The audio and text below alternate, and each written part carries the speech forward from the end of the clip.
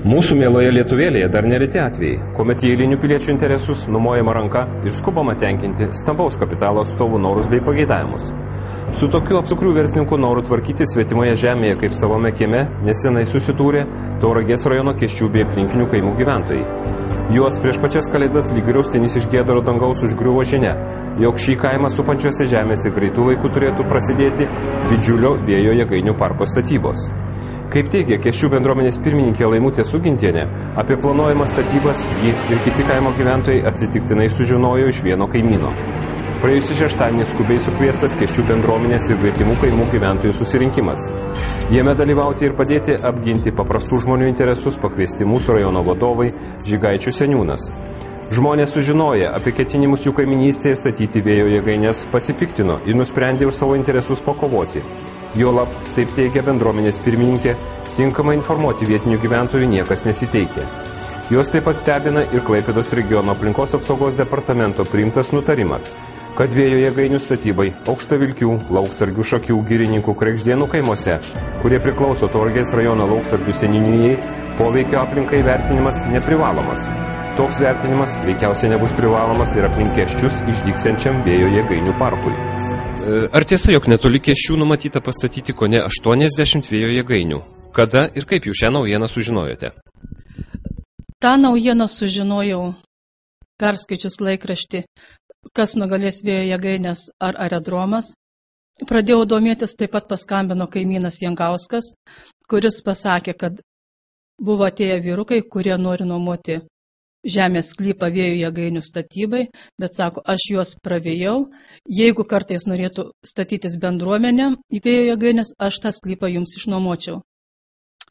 Tai va, ir pradėjus domėtis, iš tikrųjų buvo tokios kalbos ir notarė patvirtino, kad planuojama statyti apie 80 vėjo jėgainių, nes sutarčių sudaryta yra virš 130, nes apie mūsų šitą visą teritoriją yra 6 uždariusios akcinės bendrovės, kurios ruošiasi statyti tas jėgaines.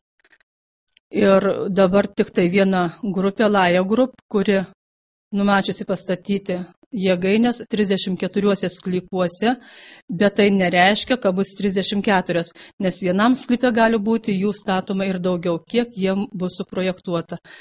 Tų žinių mes neturim, nes ta visa informacija yra slepiama nuo mūsų kaimo žmonių.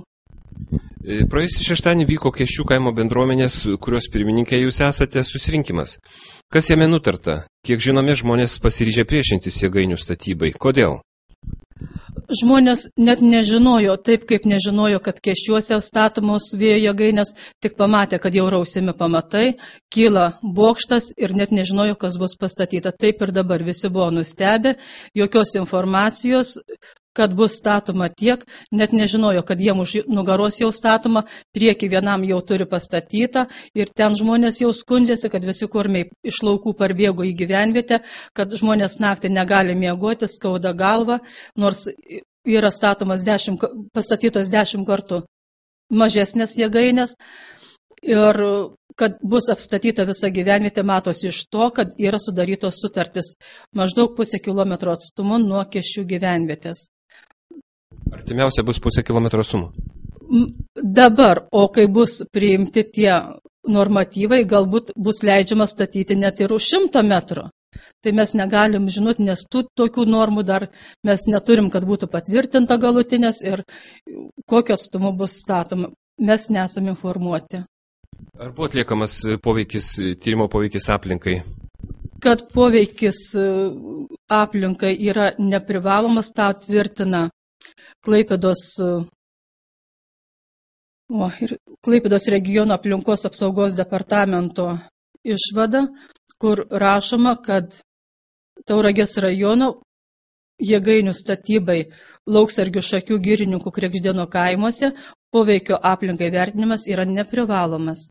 Tas išvadas mes apskundėm, prašysim, kad būtų atlikti tyrimai, ne tik, kad paukščiams, kad nebūtų kenkiama, bet ir kad žmonėm.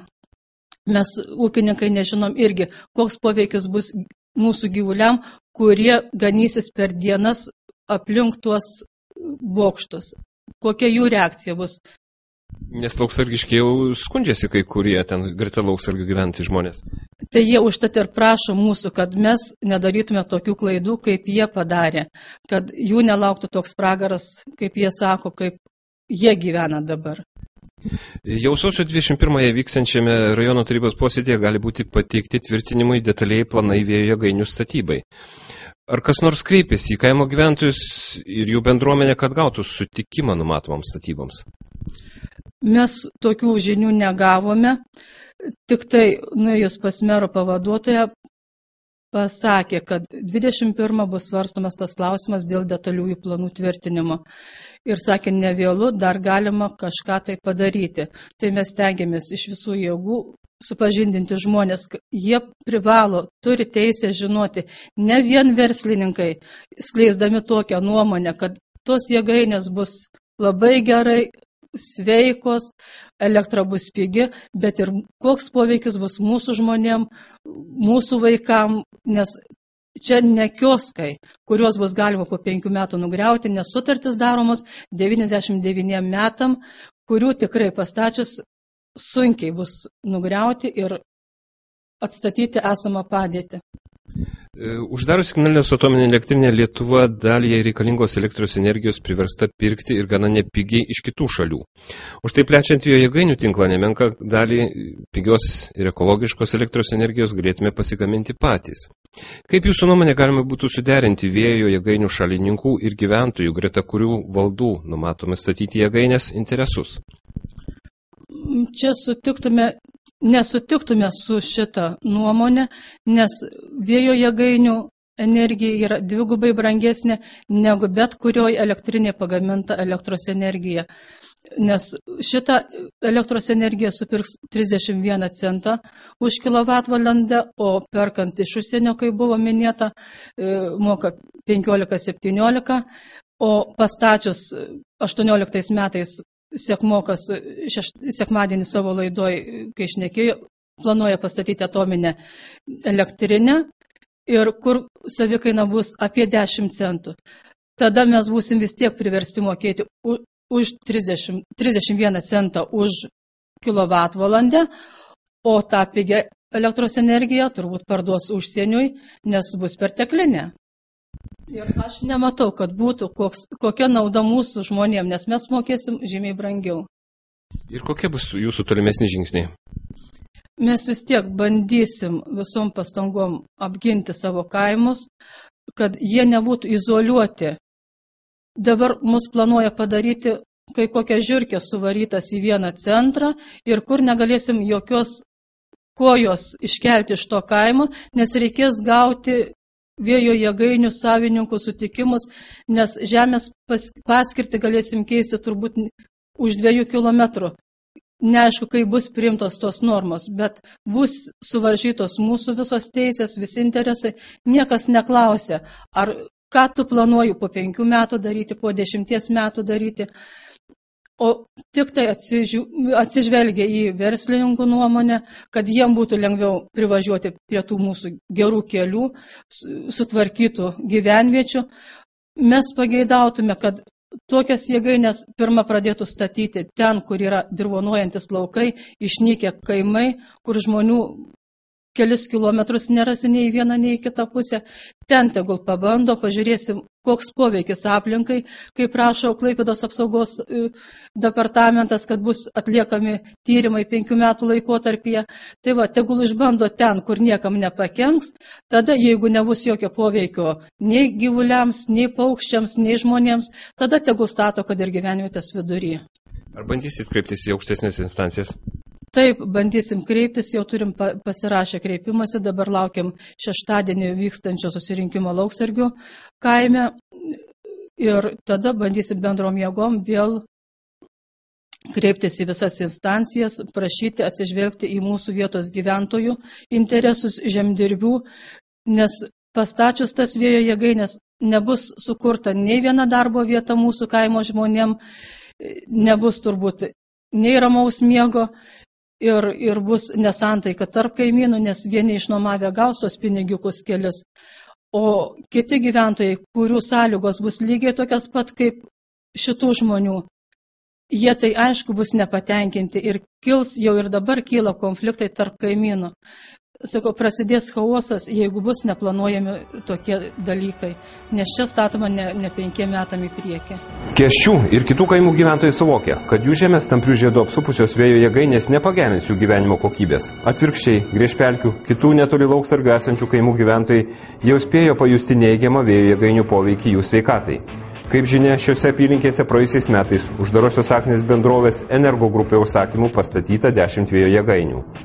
Vėjo jėgainių skleidžiamas triukšmas girdimas už 5-8 km, o žmogaus ausiai negirdimas infragarsas, turintis didžiausią neigiamą poveikį žmogaus sveikatai, sklinda 10 km.